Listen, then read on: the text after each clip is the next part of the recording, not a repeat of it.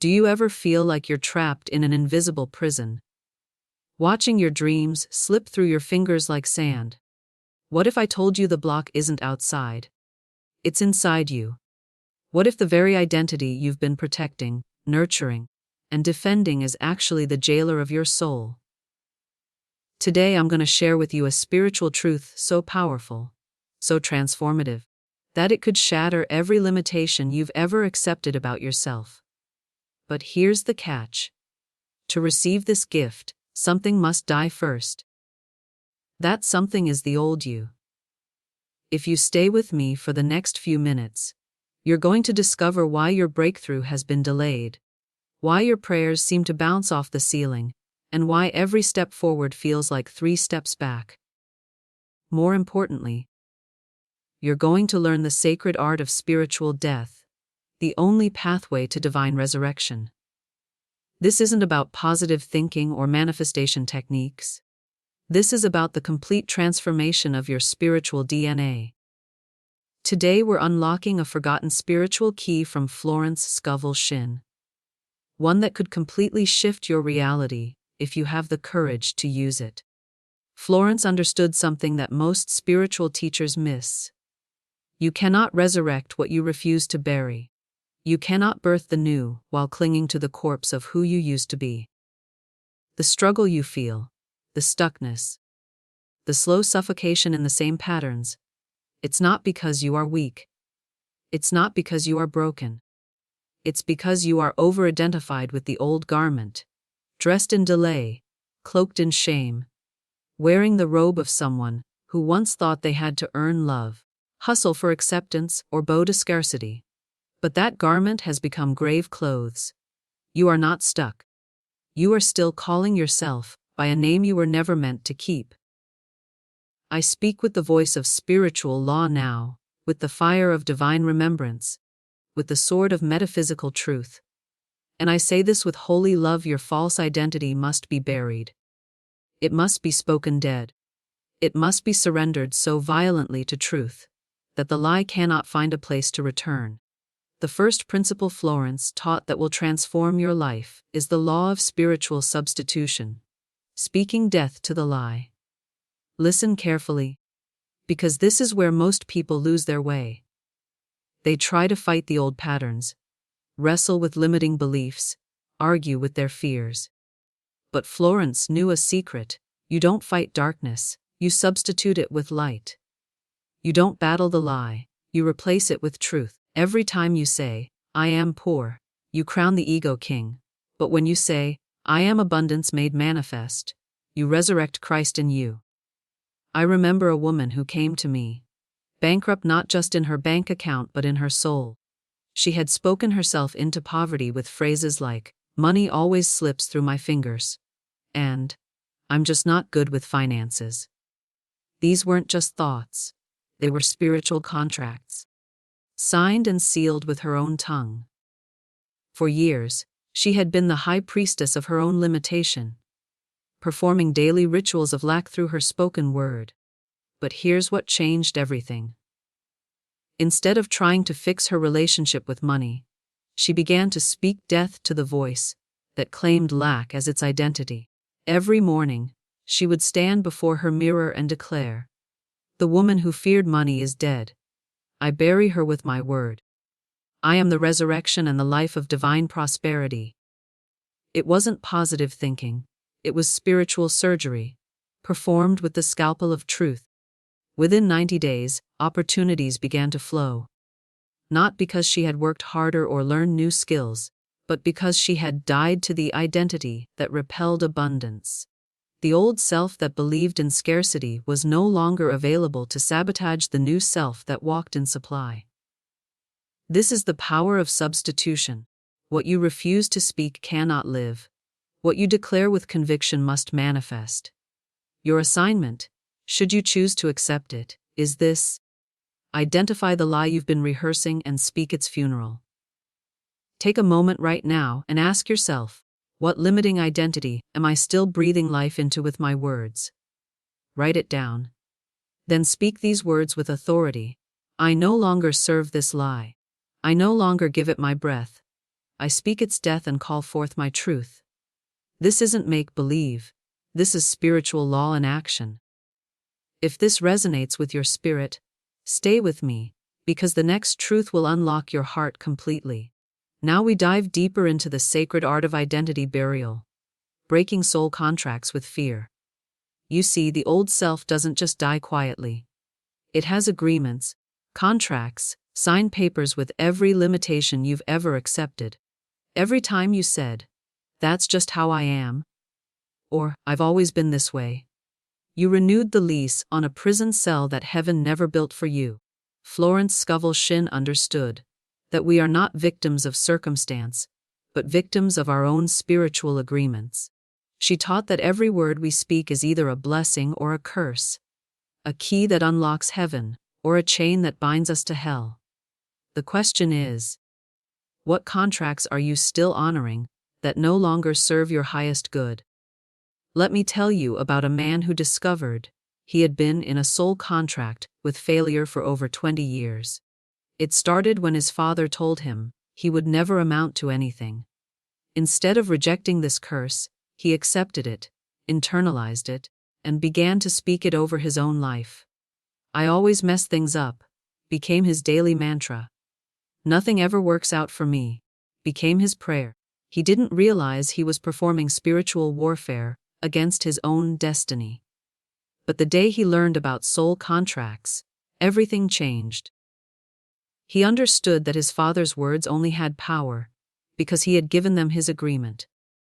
So he performed what I call a spiritual divorce. I hereby revoke every agreement I have made with failure. I nullify every contract signed in fear. I dissolve every vow that binds me to less than my divine inheritance. He spoke it with the same solemnity of a legal proceeding, because that's exactly what it was. A legal proceeding in the court of heaven.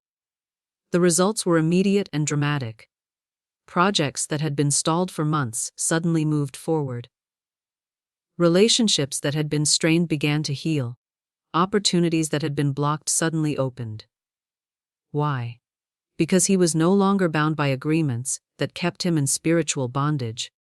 He had legally divorced himself from limitation and remarried his divine potential. This is where most people give up.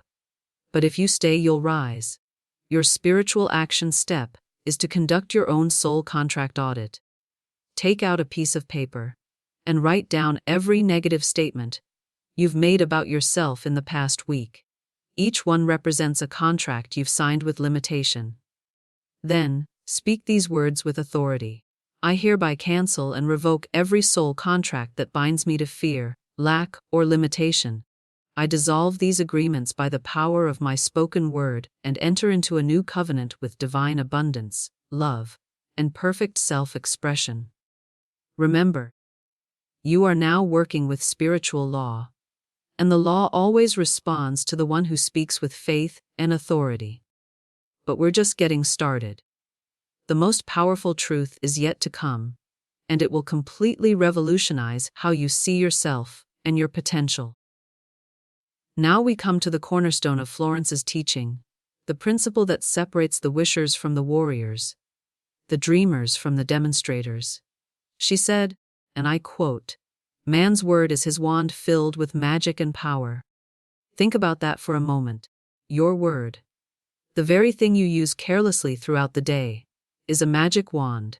Every time you open your mouth, you are casting spells, creating reality, commanding the invisible forces of the universe. Most people treat their words like cheap confetti, throwing them around without thought or intention.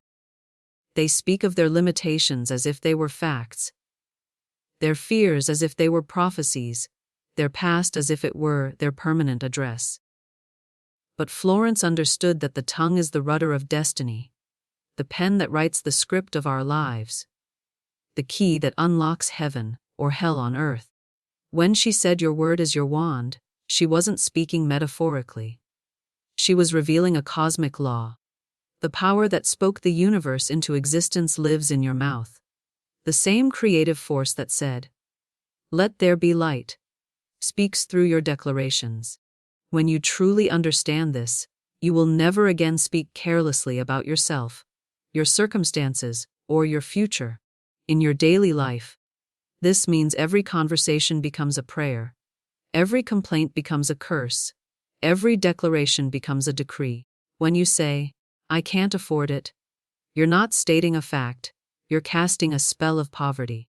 When you say, "I always attract the wrong people," you're not sharing your experience, you're programming your future. When you say, "Nothing good ever lasts," you're not being realistic, you're being prophetic in the worst possible way. But here's the beautiful truth. If your word has the power to curse, it has the power to bless. If your tongue can speak limitation into existence, it can speak abundance into manifestation. The same mouth that has bound you can set you free. The same voice that has cursed your path can bless your future. Your word is your wand, and the magic works both ways. This is the moment of your spiritual metamorphosis. You are no longer the person who chases after their good, begging the universe for scraps of blessing. You are the one who commands the morning, who speaks to mountains, who calls things that be not as though they were. You are no longer trying to change. You are already changed. You are no longer hoping to heal. You are the healed of the Lord. You are no longer seeking your purpose. You are walking in it. I want you to place your hand on your heart and feel the rhythm of divine life pulsing through your being. This is not your human heart beating. This is the heart of God expressing through you. You are not a separate being trying to connect with the divine. You are the divine expressing as you. The separation was always an illusion, a lie told by the ego to keep you small and seeking. But now you know the truth. You are not the wounded one. You are the healed one. You are not the lacking one. You are the abundant one. You are not the confused one. You are the clear one. You are not the old self trying to become new. You are the eternal self remembering who you have always been. Take a deep breath and let this truth settle into every cell of your being. Now, visualize yourself 6 months from today. See yourself walking with the confidence of one who knows their divine identity. Hear yourself speaking with the authority of one who understands their creative power. Feel yourself moving through life with the grace of one who trusts in divine timing and infinite supply. This is not a fantasy. This is your spiritual reality awakening. This is who you are when the old self is finally laid to rest. The transformation you've been seeking isn't about adding something to yourself. It's about subtracting the lies you've believed. It's not about becoming someone new. It's about remembering who you've always been beneath the masks of limitation.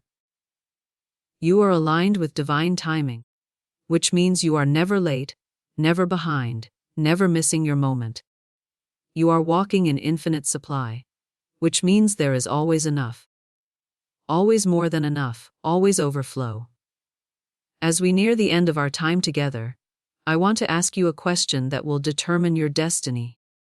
What part of today's message sparked your spirit? Was it the understanding that your old self must die for the new one to rise? Was it the realization that your word is your wand? Was it the recognition that you are not healing but resurrecting? I invite you to share your revelation in the comments below. Your testimony might be the key that unlocks someone else's prison. But don't just consume this message, live it. Don't just understand these principles, embody them. Starting today, listen to your words as if they were prayers being offered to the Most High. Speak only what you want to see manifest. Declare only what aligns with your divine identity. Remember, you are not practicing positive thinking. You are performing spiritual alchemy, transforming the lead of limitation into the gold of divine expression. Subscribe to this channel not just for more content, but to stay aligned with your highest truth. Ring the notification bell so you never miss a message that could be the catalyst for your next breakthrough. Share this video with someone who needs to remember their divine identity. Your willingness to plant seeds of truth, could be exactly what their soul has been crying out for. And here's what's coming next that will absolutely blow your mind. In our next video, we're going to reveal how one simple divine affirmation ended years of financial struggle in just 21 days. You'll discover the specific words that dissolve poverty consciousness and attract wealth like a magnet. This isn't theory. This is testimony. Proven principles that have transformed thousands of lives. Make sure you're subscribed because this revelation could be the missing piece in your abundance puzzle. Until then, remember this eternal truth. You are not a human being having a spiritual experience. You are a spiritual being having a human experience. The old self that was born in fear, raised in limitation, and educated in lack is not your true identity. It was just a costume you wore while you learned the lessons of earth.